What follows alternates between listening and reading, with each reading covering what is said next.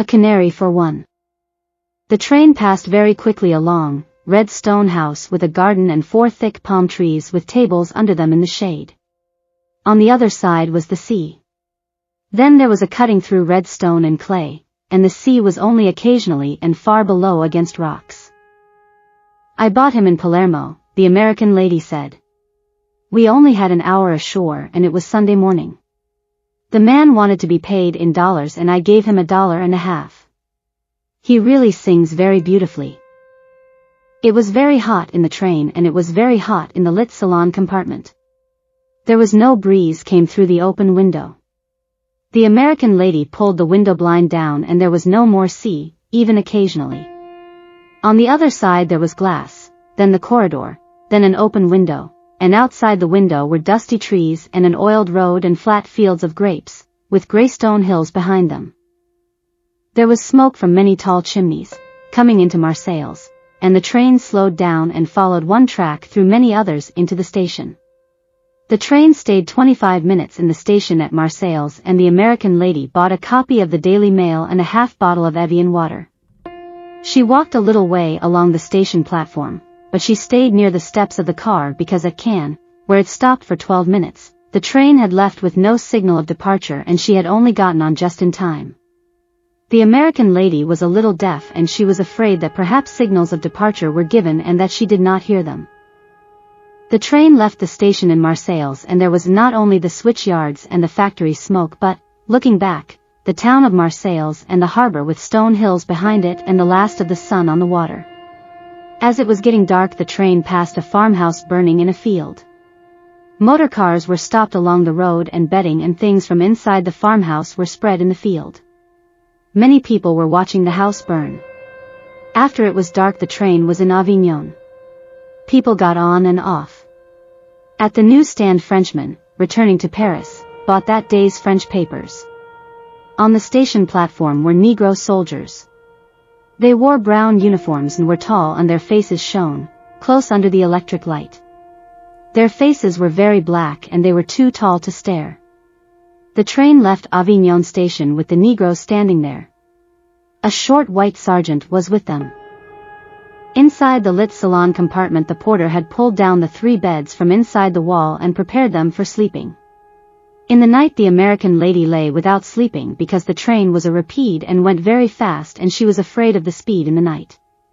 The American lady's bed was the one next to the window. The canary from Palermo, a cloth spread over his cage, was out of the draft in the corridor that went into the compartment washroom. There was a blue light outside the compartment, and all night the train went very fast and the American lady lay awake and waited for a wreck.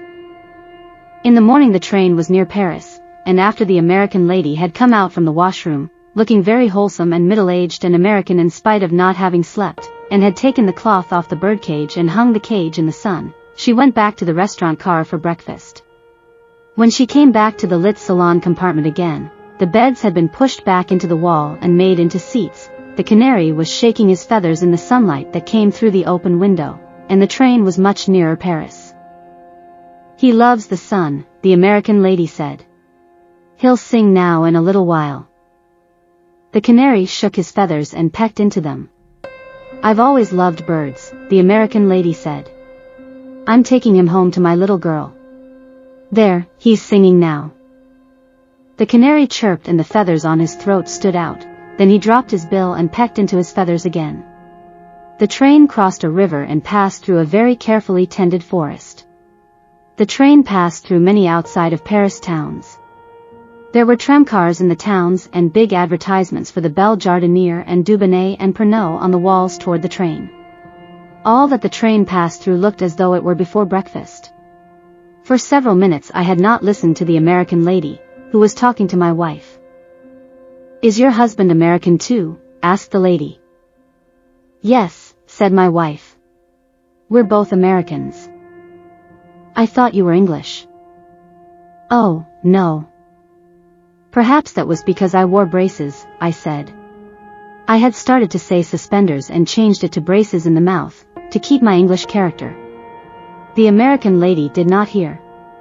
She was really quite deaf, she read lips, and I had not looked toward her. I had looked out of the window. she went on talking to my wife. I'm so glad you're Americans. American men make the best husbands, the American lady was saying. That was why we left the continent, you know. My daughter fell in love with a man in Vevey. She stopped. They were simply madly in love. She stopped again. I took her away, of course. Did she get over it? Asked my wife. I don't think so, said the American lady. She wouldn't eat anything and she wouldn't sleep at all. I've tried so very hard, but she doesn't seem to take an interest in anything. She doesn't care about things. I couldn't have her marrying a foreigner.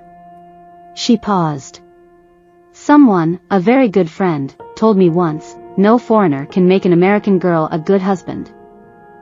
No, said my wife, I suppose not. The American lady admired my wife's traveling coat, and it turned out that the American lady had bought her own clothes for 20 years now from the same maison de couturier in the Rue Saint-Honoré. They had her measurements, and a vendeuse who knew her and her tastes picked the dresses out for her and they were sent to America. They came to the post office near where she lived uptown in New York, and the duty was never exorbitant because they opened the dresses there in the post office to appraise them and they were always very simple looking and with no gold lace nor ornaments that would make the dresses look expensive. Before the present vendeuse, named Therese, there had been another vendeuse, named Amélie. Altogether there had only been these two in the 20 years. It had always been the same couturier. Prices, however, had gone up. The exchange, though, equalized that.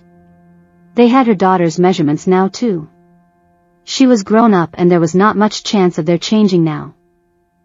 The train was now coming into Paris. The fortifications were leveled but grass had not grown. There were many cars standing on tracks, brown wooden restaurant cars and brown wooden sleeping cars that would go to Italy at 5 o'clock that night, if that train still left at 5. The cars were marked Paris-Rome, and cars, with seats on the roofs, that went back and forth to the suburbs with, at certain hours, people in all the seats and on the roofs, if that were the way it were still done, and passing were the white walls and many windows of houses. Nothing had eaten any breakfast. Americans make the best husbands, the American lady said to my wife. I was getting down the bags. American men are the only men in the world to marry. How long ago did you leave Vevey? Asked my wife. 2 years ago this fall. It's her, you know, that I'm taking the Canary to. Was the man your daughter was in love with a Swiss? Yes, said the American lady. He was from a very good family in Vevey. He was going to be an engineer. They met there in Vevey. They used to go on long walks together. I know Vevey, said my wife. We were there on our honeymoon. Were you really? That must have been lovely. I had no idea, of course, that she'd fall in love with him.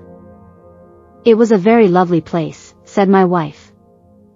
Yes, said the American lady. Isn't it lovely?